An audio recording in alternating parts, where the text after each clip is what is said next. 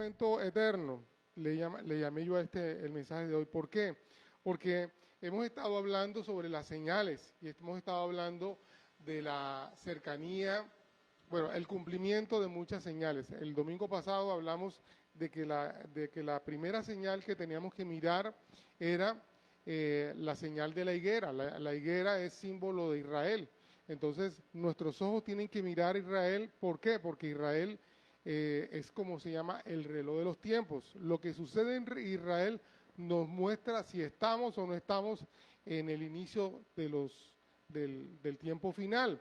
Y una de las cosas por las cuales entendemos que el reloj se inició o está en cuenta regresiva es cuando Israel como Estado no existía. Y ustedes saben, el siglo pasado, en 1948, la ONU reconoció a Israel como un Estado. Y ahí los judíos comenzaron una cosa son los israelitas son los que nacen en Israel, los judíos son los que practican la religión judía, entonces judíos de todo el mundo comenzaron a regresar y comenzó el Estado de Israel a florecer. De ahí en adelante comenzó un periodo de señales, o a partir de entonces cuando nosotros comenzamos a entender que se inició la cuenta regresiva. Ahora, ¿por qué? Porque las otras señales que vamos a ver en próximos domingos, pestes, terremotos, guerras y todas esas cosas, siempre las ha existido, pero vemos que a partir de esa señal de la higuera comienza a acelerarse todas esas señales que tienen que ver con las guerras, con las pestes y todas esas cosas. No puedo hablar de eso hoy porque estamos bien tarde.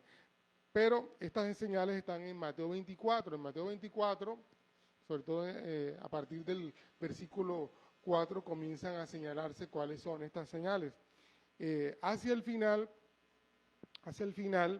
que también está en Lucas, hay una pequeña señal que dice, el cielo y tierra pasarán, pero mis palabras no pasarán. Después que han sido dadas todas las señales, hay esta frase que es importante, sobre todo ahora. ¿Ahora por qué? Porque cada vez que nosotros miramos eventos que son como confusos, por ejemplo lo que está pasando en Israel, incluso en Ucrania, ya ayer vi a este señor de Corea diciendo que ya estamos a punto de iniciar la Tercera Guerra Mundial y bueno, usted sabe, todas estas cosas siempre genera tensión, nerviosismo, pero ¿qué es lo que nos puede ubicar o dar tranquilidad o mostrar el camino? Esta frase que dijo Jesús, cielo y tierra pasarán, mas mis palabras, estaba hablando Jesús, no pasarán. Cuando nosotros vemos momentos tan confusos, tan difíciles, ¿qué tenemos que recordar? No las señales, tenemos que recordar sus palabras. Y hay una cosa importante sobre esto, que es lo que yo quiero hoy puntualizar. Número uno, que todo lo que vemos no es eterno. Cielo y tierra pasarán. ¿Eso qué quiere decir? Que el cielo y tierra que ahora vemos, un día va a desaparecer. Ahora, también la Escritura nos habla de un cielo nuevo y una tierra nueva. O sea, todo lo que vemos va a desaparecer, pero va a venir un nuevo cielo y una nueva tierra. El hombre, dice la Escritura, fue diseñado para habitar en la tierra.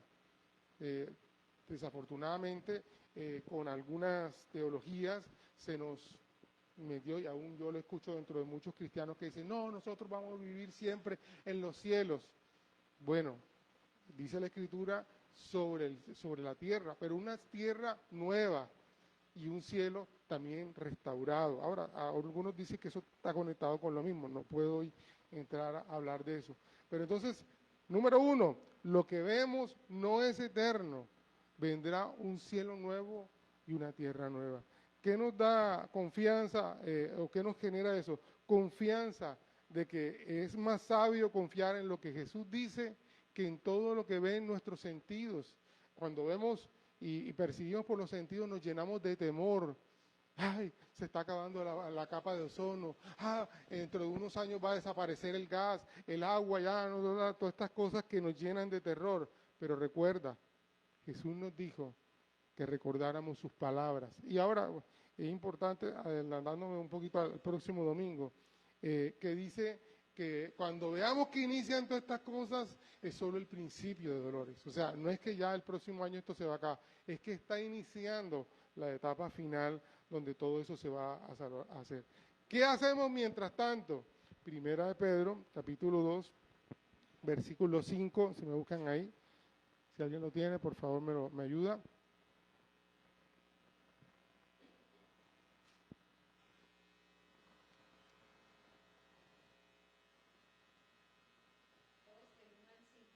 Ajá. Mi amor, léete primero, Primera de Pedro, capítulo 1, el final, y continúas con el 1 al 5. Primera de Pedro, capítulo 1, el final del 1.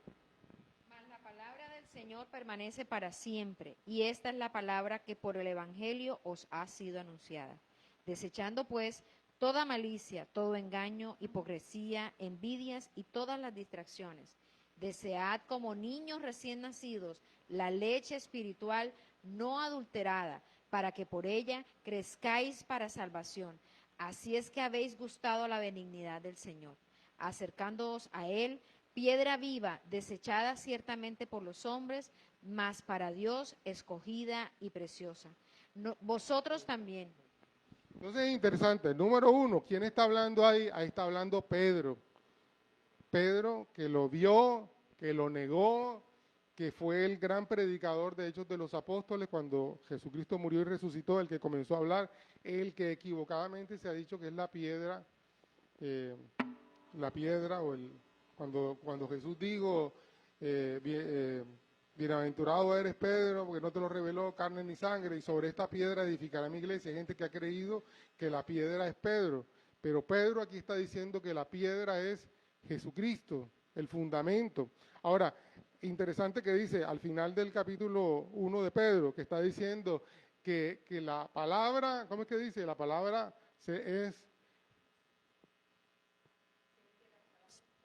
no, eso lo dice en Mateo 24:35, pero acá está diciendo, permanecerá para siempre su palabra. ¿Y qué hacemos con todas estas señales, con esto de que la palabra va a permanecer? ¿Qué hacemos mientras se cumple o se acaba todo este sistema de cosas como algunos le llaman? Número 1, dice ahí del 1 al 5, desechemos toda malicia, engaño, hipocresía, envidia. ¿Por qué? Porque mientras estamos, por ejemplo, de hoy, hasta que se acaben las cosas, estas cosas todavía las hay dentro de la iglesia del Señor.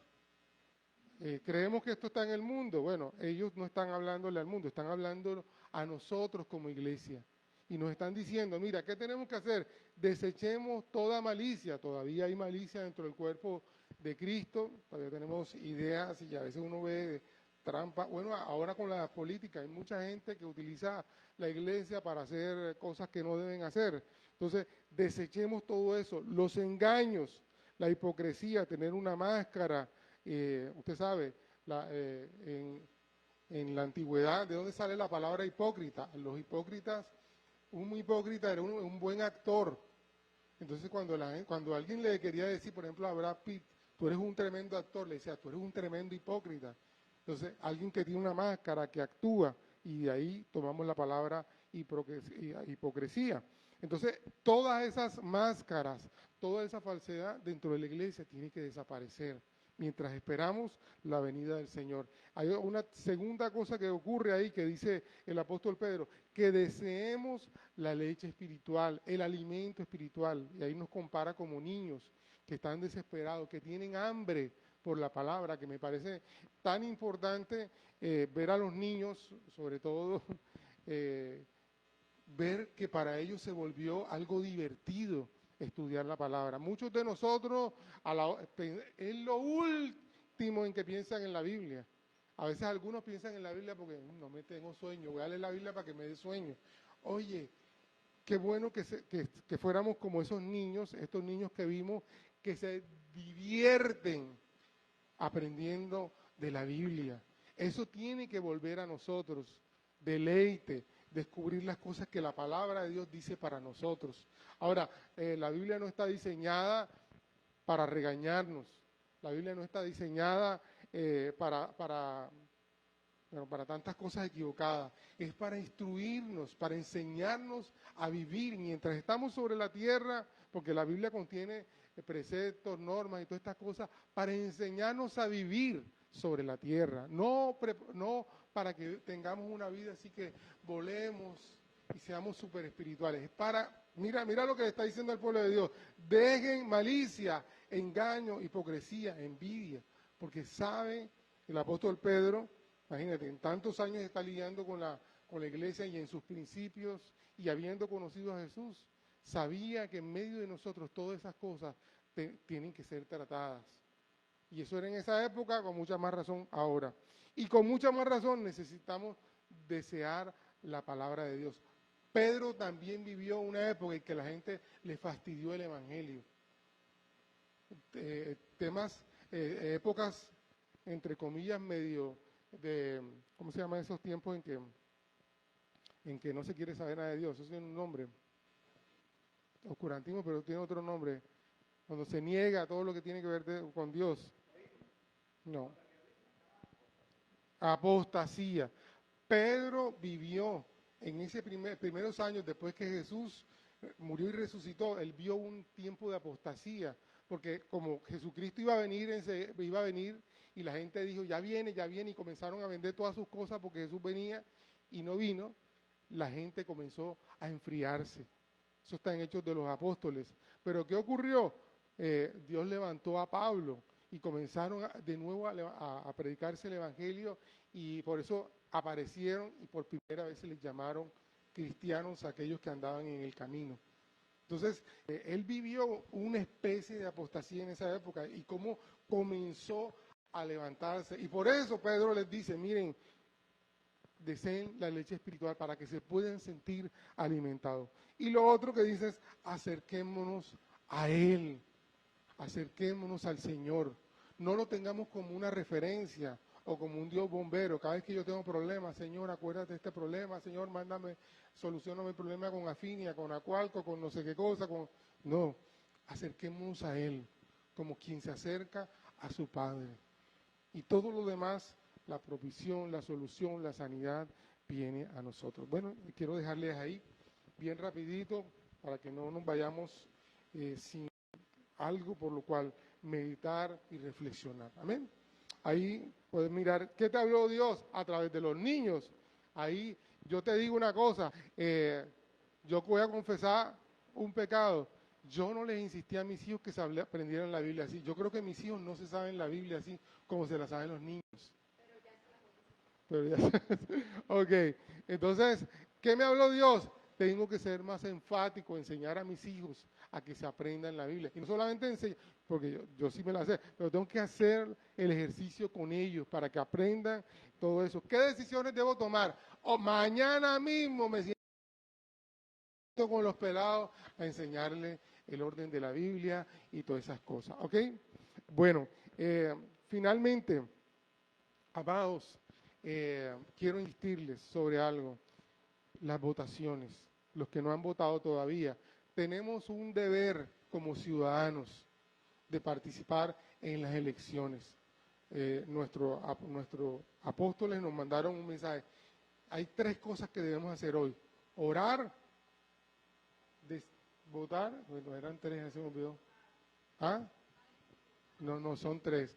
Orar, miércoles se me olvidar. Sí, bueno, pero una de ellas es votar, ¿me entiendes? Antes de votar, órale al Señor, Padre, esta decisión es correcta y bueno, lo que Dios ponga en tu corazón, amén. Prioritariamente, como yo digo, voy a votar por gente que yo conozco que tiene temor de Dios.